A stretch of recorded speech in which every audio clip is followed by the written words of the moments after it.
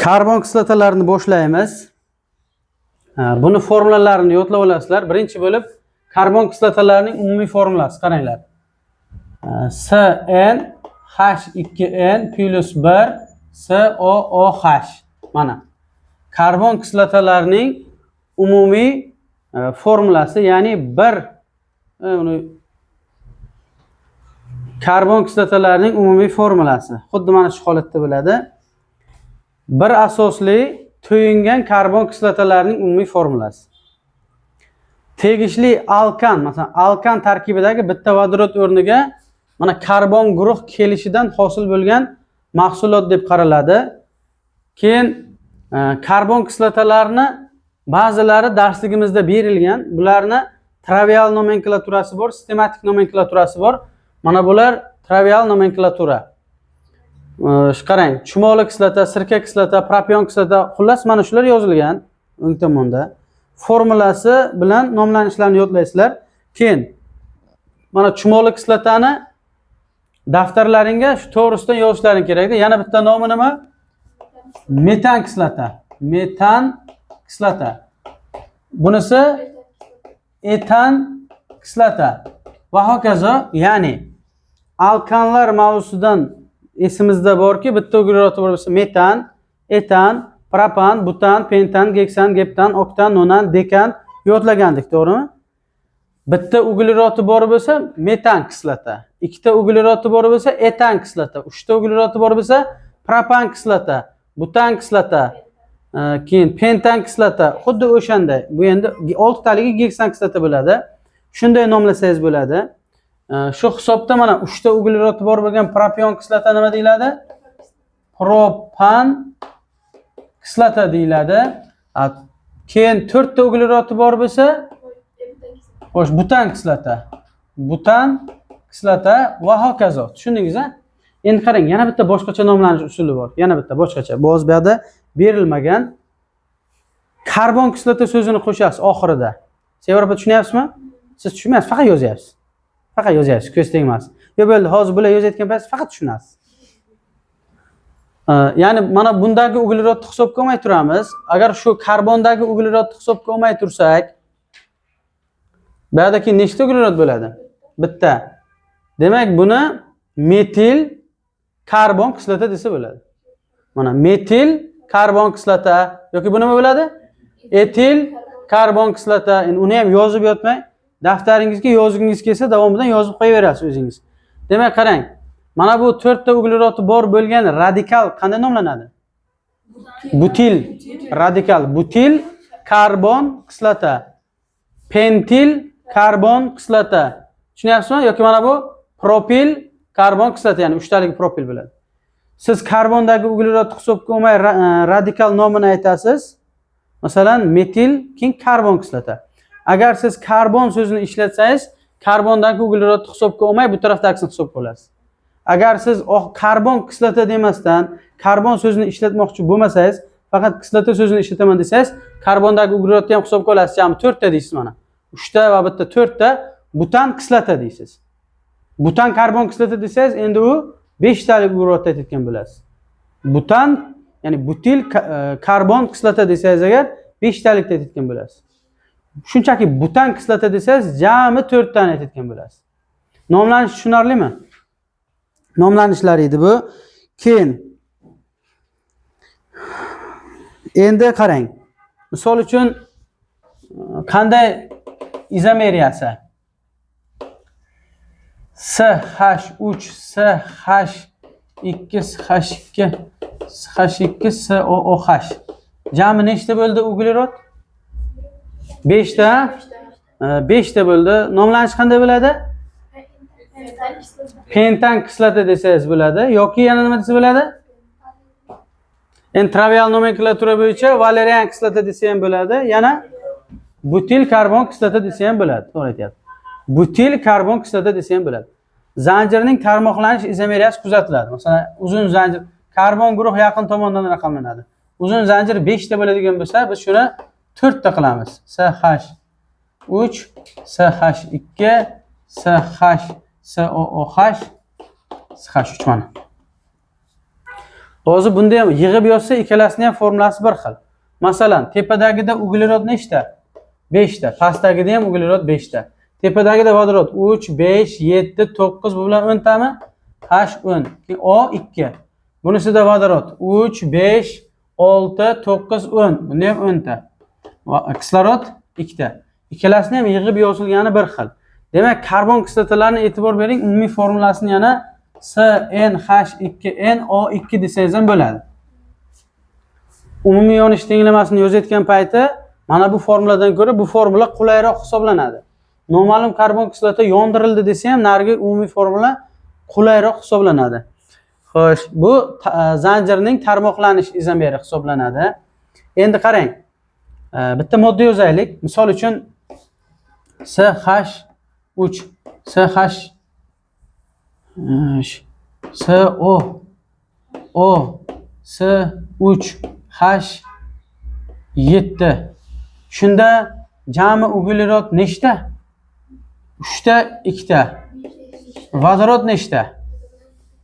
7 ta, 3 ta, 10 ta. Kislorod nechta? 2 ta. Mana bu biz hali o'tmagan mavzu, murakkab efir. Propil asetat yoki sirka kislotaning propil efiri. Murakkab efirlar ham ikki xil nomlanadi-da, ya'ni 3 xil nomlanishi ham mumkin. Bunaqasiga va bunaqasiga nomlash mumkin. Masalan, chapdan o'ngga qarab nomlayman desangiz, sirka kislotaning propil efiri. Agar siz o'ngdan chapga qarab nomlayman desangiz, propil asetat deb nomlanadi. Murakkab efir. Demak, bu nima ekan? Bir asosli to'yingan karbon kislotalar murakkab efirlar bilan sinflar aro izomer ekan. Tushunarlimi? Sinflar aro izomer. Zanjirning tarmoqlanish izomeriyasi va sinflar aro izomer mavjud. Murakkab efirlar bilan sinflar aro izomer ekan. Keyin mana bu moddaning nomlanishi qanday? Raqamlash uglerod, ya'ni karbon guruh tomonidan 1, 2, 3, 4. Sistematik nomenklatura bo'yicha nomlash uchun karbon guruh saqlagan eng uzun zanjir tanlanadi. Karbon guruh yaqin tomondan raqamlanadi.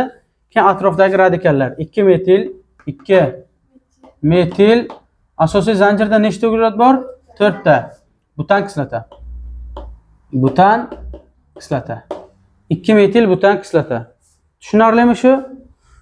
Keyin kitobimizda berilmagan yana bir joy bor edi-da. Kitobimizda berilmagan yana bir joy bor edi. Kislota kuchi. Shuni ham bitta tushuntiraman. Keyin reaksiyalarga o'tamiz.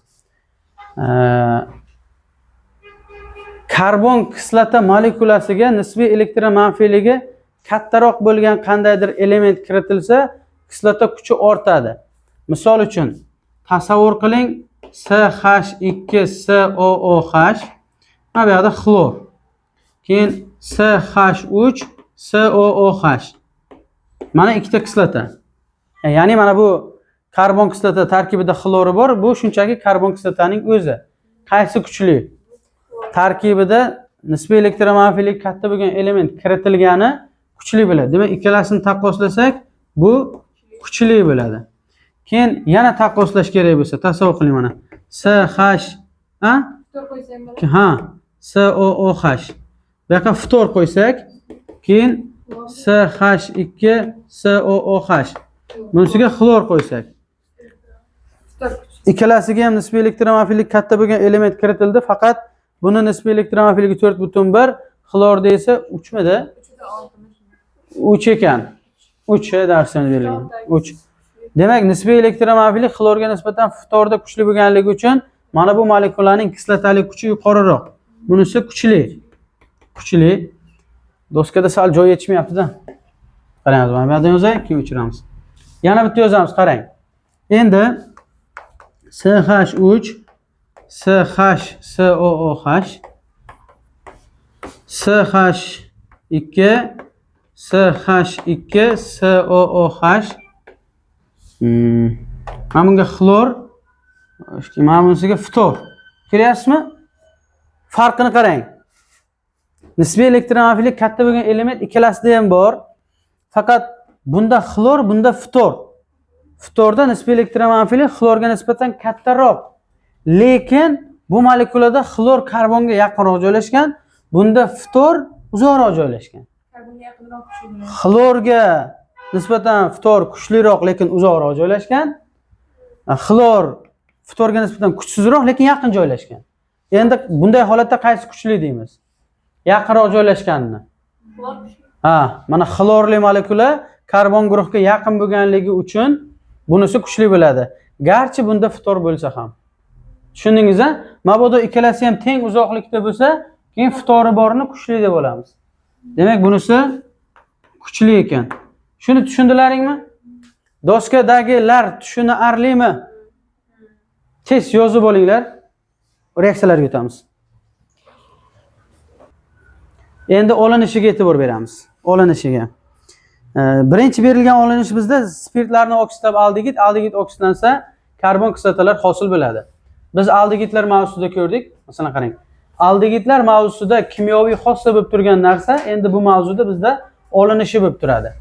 Umumiy reaksiya yozilgan birinchi holat qarang. Radikal, keyin CH2OH. Bu spirt, to'g'rimi?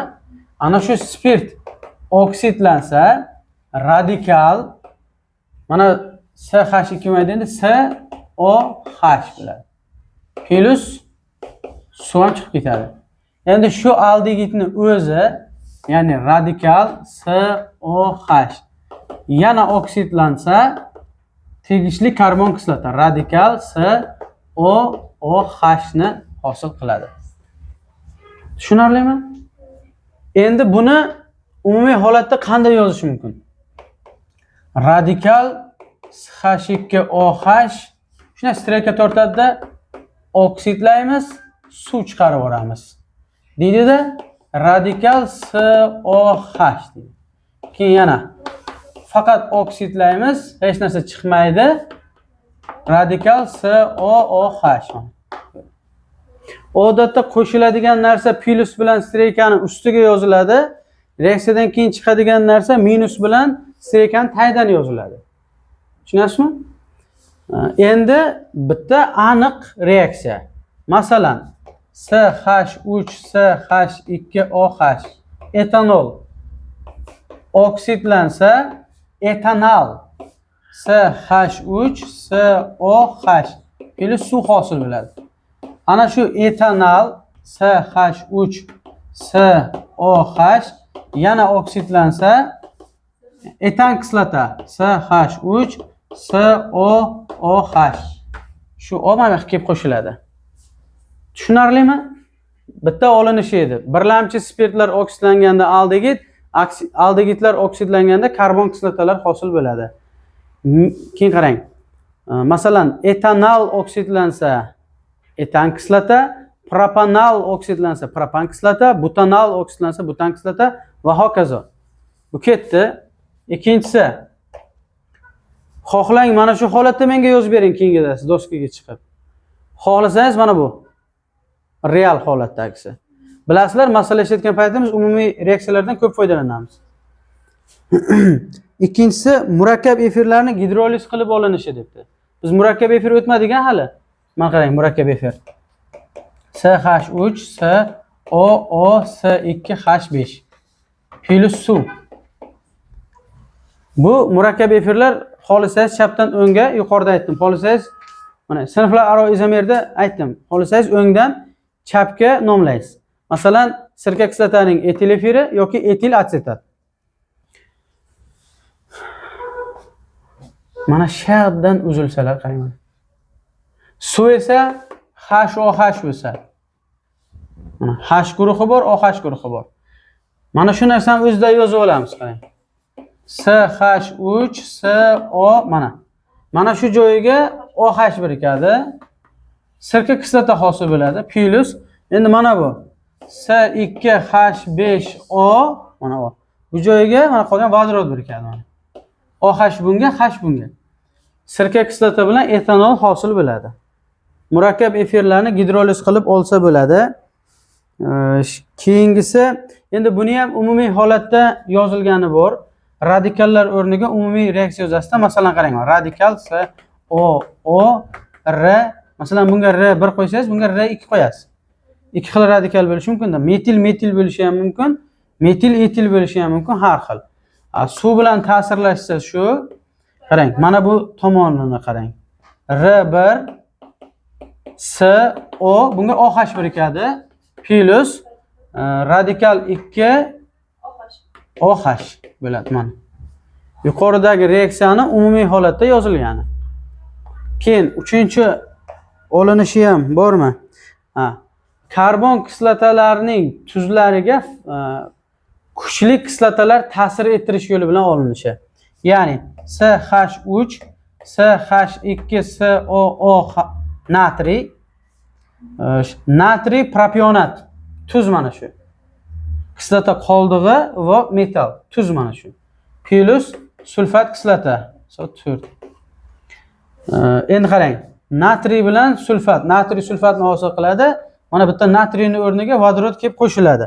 Va reaksiya natijasida CH3 CH2SOOH plus natriy sulfat hosil bo'ladi. Reaksiyani tenglashtiramiz. Natriy o'ng tomonda 2 ta, uni oldiga 2 qo'yamiz. Keyin bu moddaga ham oldiga 2 qo'yamiz. Tenglashda olinishidan boshqa bermagan. Karbon kislotalar orasida molekulalar aro vodorod bog'lanish borligini tushuntirib bergan. Tarkibida OH guruhi bor, to'g'rimi? Tarkibida OH guruhi bo'lsa, demak, OH guruhi bo'lsa, bilingki shada vodorod bog'lanish mavjud. Mana kitobingizda ko'rsatib ham qo'yibdi. Uzib yozgani vodorod bog'lanish hisoblanadi. Endi kimyoviy xossalarimi? Mana shu doskadagi olinishini tez yozib oling, keyin kimyoviy xossalariga o'tamiz. Kimyoviy xossalariga. Karbon kislotalar faol metallar bilan ta'sirlashadi. Umumiy holatda, birinchisi qarang. Radikal COOH plus natriy bilan ta'sirlashganda natriy vodorodni siqib chiqaradi. Reaksiya natijasida radikal COO natriy bo'ladi, vodorod gazi chiqib ketadi. Vodoroddan boshqa moddalar oldiga 2 qo'yilsa reaksiya tenglashadi. Masalan, CH3SOOH sirka kislota natriy bilan ta'sirlashganda CH3SOO natriy plus vodorod gazi chiqib ketardi. Vodoroddan boshqa moddalar oldiga 2 qo'yilsa reaksiya tenglashadi. Bu karbon kislota, bu tuz, natriy oksidat tuzi. Keyin karbon kislotalar faol metallarning gidroksidlari, ya'ni ishqorlar bilan reaksiyaga kirishadi. Ikkinchisi, masalan, umumiy holat qarang, radikal COOH plus natriy gidroksid. Reaksiya natijasida qarangda. Masalan, mana vodorod bilan mana OH nimani hosil qiladi? Suvni chiqib ketgan vodorod o'rniga natriy keladi. Ya'ni radikal COO natriy plus suv. Bu reaksiyani o'zi teng. Yuqoridagi reaksiyadan farqi, yuqoridagi reaksiyada vodorod chiqsa, bunda suv chiqadi. Reaksiyani o'zi teng. Bitta xususiy holatda mana CH3 COOH plus natriy gidroksid. Reaksiya natijasida CH3 COO natriy plus suv. Reaksiya o'zi teng. Xo'sh, uchinchisi, menimcha oksidlar bilan ta'sirlashuv, magniy oksid bilan ta'sirlashuvi. Umumiy holatda radikal COOH plus magniy oksid. Endi mana kislota qoldig'i, qarang, kislota qoldig'i radikal COO va bu kislota qoldig'i bir valentli, magniy esa ikkivalentli. Shuning uchun qavs ko'p 2 qo'yib, magniy qo'yiladi plus suv.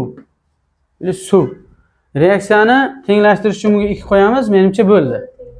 Bitta xususiy holat, masalan, CH3 COOH plus magniy oksid. Mana kislota qoldig'ini yozamiz, atsetat kislotani qoldig'ini. Ya'ni CH3 COO qavsga olib 2 magniy plus suv. Reaksiyani tenglashtirish uchun karbon kislotaga 2 qo'ysak bo'ldi. Reaksiya tenglashadi. Kimyoviy xossalardan eng muhimlaridan yana biri bu eterifikatsiya reaksiyasi. Eterifikatsiya degani karbon kislotalari bilan spirtlar o'zaro ta'sirlashib, murakkab efir hosil bo'lishi bilan bo'ladigan reaksiyalar eterifikatsiya reaksiyalari deyiladi.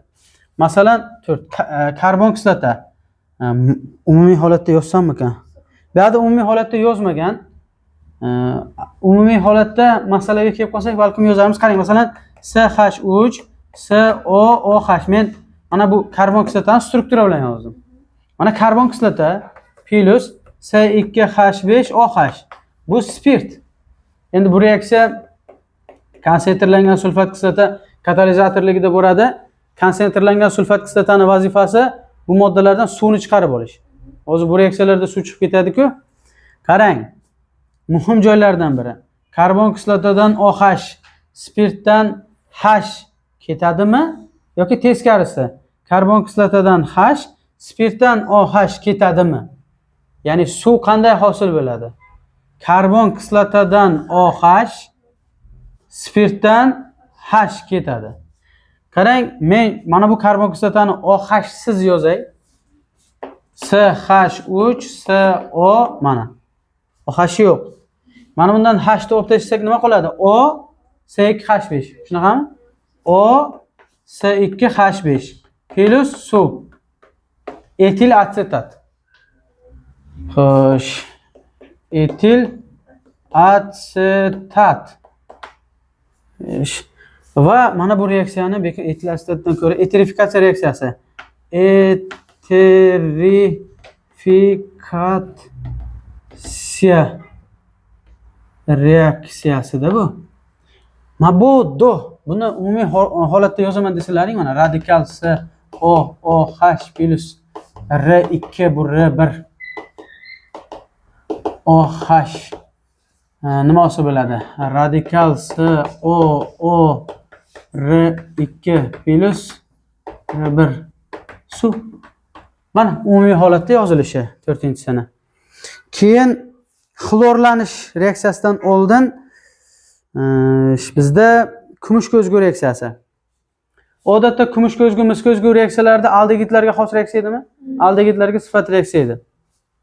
4 5. 5. Qarang mana HCOOH.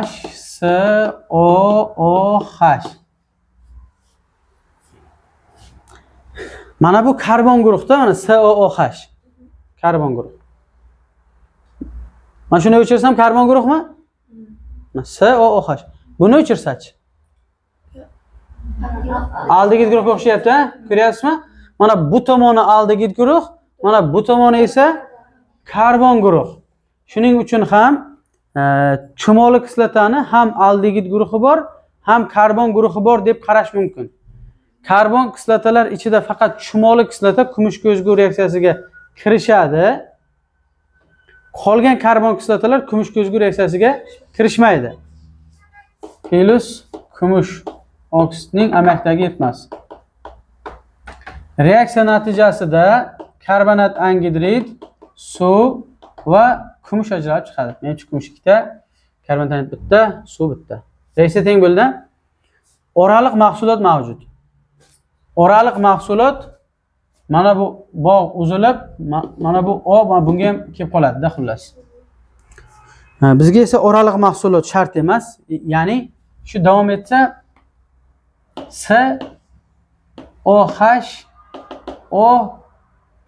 OH mana shunaqa oraliq mahsulot hosil bo'ladi. OH qo'shboq tutgan uglerodga birikishi mumkin emas edi, bitta uglerodga ikkita OH birikishi mumkin emas edi. Qayta guruhlanib bu moddalarni hosil qiladi keyin. Mana turlicha qavsni yozmasangiz ham bo'ladi. Lekin keyingi dars masala ishlatgan paytlarimizda ham bizga mana bu kerak mana. Chumoli kislota kumush oksidning amaliyotdagi yetmas bilan ta'sirlashib karbonat angid, suv va kumush ajralib chiqadi. Kitobingizda esa kumushni ko'rsatganmi? Strekan tayda ko'rsatgan. Menga unda strekan tepasiga, strekan tagiga qilib yozmang. Men qanday yozib o'rgatdim, o'shani qilib chiqib yozib berasiz doskaga. Keyingisi xlorlanishi. 6-reaksiyamidi endi? Ha, biramaymiz. 6-si. Sirka kislotaga quyosh nuri ta'sirida xlor birikadi. Ya'ni xlor bilan ta'sirlashadi, COOH plus xlor. Reaksiya natijasida mana CH3dagi 3 ta vodorod xlor atomlari bilan navbatma-navbat bosqichma-bosqich almashadi. Bu yerda 3 ta vodorod bor, 3 ta vodorod 3 ta xlor bilan almashish uchun 3 bosqich kerak. Birinchi bosqichda mana qarang, bitta vodorod bilan buni bitta xlori nimani hosil qiladi? Vodorod xloridni hosil qiladi. Reaksiya natijasida qarang, CH2 xlor yoki mana shu xlorni o'zida yozaymi? Mana xlor, keyin COOH plus H xlor. Tushundingizmi? Ya'ni vodorod xlorid chiqib ketdi. Endi ikkinchi bosqichda mana birinchi bosqich edi. ikkinchi bosqichda shu moddani o'zini yozib olamiz. CH2 xlor COOH plus xlor. Yana bitta vodorod bilan bitta xlor vodorodlar chiqaradi. Bu yerga bitta xlor kelib qo'shilsa CH xlor 2 COOH plus H xlor. Uchinchi bosqichda shu moddani o'zini yozib olamiz. CH xlor 2 COOH plus xlor. Yana bitta vodorod bilan bitta xlor vodorodlari chiqib ketgan vodorod o'rniga xlor keladi. C xlor 3 COOH plus H xlor. Xo'sh. Xlor sirka kislota, dixlor sirka kislota, trixlor sirka kislota deyiladi bu moddalar. Xlor sirka kislota, dixlor sirka kislota, trixlor sirka kislota. Keyin yana bir dona reaksiyasi qolyapti, ya'ni yuqori karbon kislotalar bilan glitserin ta'sirlashuvidan moy hosil bo'lishi. Bu reaksiyalarni tez daftarlaringizga yozib olinglar. Shu reaksiyani ham ko'raylik. 7-reaksiyaga e'tibor beramiz. Glitserin bilan yuqori molekulyar karbon kislotalarning etrifikatsiya reaksiyasi. Glitserin 3 atomli spirt CH2OH CHOH CH2OH plus C17H. Qarang, radikallarni 2 ga ko'paytirib 1 da qo'shamiz. 35 bo'ladimi? COOH. Mana shu reaksiyani men yozganda yozib bering. Kitobda tushunarliroq qilib yozmoqchi bo'lgan, lekin g'alati bo'lib qolgan. Moddani oldiga 3 qo'ysangiz bo'ldi, 3 taligini bilsa bo'ladi, to'g'rimi? Uni 1 2 3 tagma-taq 3 da yozmaymiz-ku. Masalan, bir modda bilan suvni reaksiya kirishtirsak, suvni oldiga 3 qo'ysak, reaksiya tenglashsa, oldiga 3 qo'yamiz suvni H2O H2O H2O deb yozmaymiz-ku. Endi biz aytdik, etrifikatsiya reaksiyasida karbon kislotadan OH, spirtdan H ketadi, to'g'rimi? Endi qarang, CH2O yozamiz. CHO CH2O. Endi mana bu karbon guruh mana deb biladi endi bu. Qarang, C17 H35 COOH, to'g'rimi? Qarang, OH ketsa mana, ketsa. Yo'q. Nima qoldi? Mana chiziqcha CO mana bu hanki. Mana qarang, chiziqcha C yozaman. Keyin mana bu O. Keyin mana bu chiziq. Keyin mana bu C17H35. Xohlasangiz mana bu holatni qarang, mana CH2O COC17H35 qilsangiz ham bo'ladi mana. Mana bu O'ni qo'shboq bilan tepaga chiqarmasdan yonidan yozib ketsangiz ham bo'ladi-da. Keyingisi CO C17H35 CO C17H35 plus 3 ta suv. Ha bu 3. Reaksiya tenglashdi. Glitserin, stearin kislota, glitserin tristearat. Xo'sh, bu nima bu? Glitserin bu stearin kislota, glitserin tristearat. Kislota emas bu. Moy bu. Endi qarang. Mana bu spirt, bu karbon kislota, bu murakkab efir desa bo'ladi. O'zi bu moy bu. Moylarni murakkab efir desa bo'ladi. Bu ham etrifikatsiya reaksiyasi desa bo'ladi. Karbon kislotalar bilan spirtlar ta'sirlashib murakkab efir bilan hosil bo'lish bilan boradigan reaksiyalar etrifikatsiya reaksiyalari deyiladi. Endi qarang. Spirt 3 atomli spirt, karbon kislota esa yuqori molekulyar karbon kislota. Shuning uchun hosil bo'lgan narsa moy. Murakkab efirlarda spirt edi, faqat 1 atomli edi. OH bitta edi. Karbon kislota edi, faqat yuqori molekulyar emas, kichkinaroq edi. Shu murakkab efir hosil bo'lardi. Moylarni murakkab efir desa bo'ladi. Keyin yonganda nima hosil bo'ladi? 8-reaksiyani ham kiritib qo'yaylik-da. CH3 COOH yonganda karbonat angidrid plus suv hosil bo'ladi. Bunga 2, bunga 2, kislorodga 4, 6, 2. Naqsa bo'ldimi? umumiy yonish tenglamasi qanday bo'lsa aka? CnH2NO2 O2 K2 H2 ho. Shuni bilamiz? Xo'sh. Uglerod n ta n qo'yamiz. Vodorod 2n ta. Bunga ham n qo'ysak, mana 2n bo'ladi. Kislorod 2n n 3n jami. 3n. Xo'sh, 1,5 n minus 0,5 qo'ysam, minus 0,5. Ko'paytirib qo'yaylik-da. 3n plus 1 mi? Demak, mana minus 0,5 emasda minus 1 qo'yishim kerak ekanda, minus 1. Qarang. Mana bu yerda chap tomonda ikkita kislorod. Keyin 1,5 n ni 2 ga ko'paytirsam 3n, minus 1 ni 2 ga ko'paytirsam minus 2. Necha bo'ladi shu? 3n bo'ladi mana. Plus 2 bilan minus 2 qoladi. O'ng tomonda ham, chap tomonda ham kislorodlar teng bo'ldi 3n ta. Demak, umumiy yonish formulasi CnH2NO2 plus kislorod oldida 1,5 n minus 1, karbonat angak oldiga n, suvga n. Tushunarlimi? Olinishidan nechta reaksiya bo'ldi? O'zi 3 ta reaksiya bo'ldimi, 4 ta bo'ldimi olinishi? 3 ta, lekin shu 3 ta reaksiyaning ichida anchagina reaksiya bor edi. O'sha va kimyoviy xossalardan 9 ta bo'ldi. Hammasini yodlaysizlar, keyingi dars doskaga chiqib yozib berasizlar. Yozib olinglar.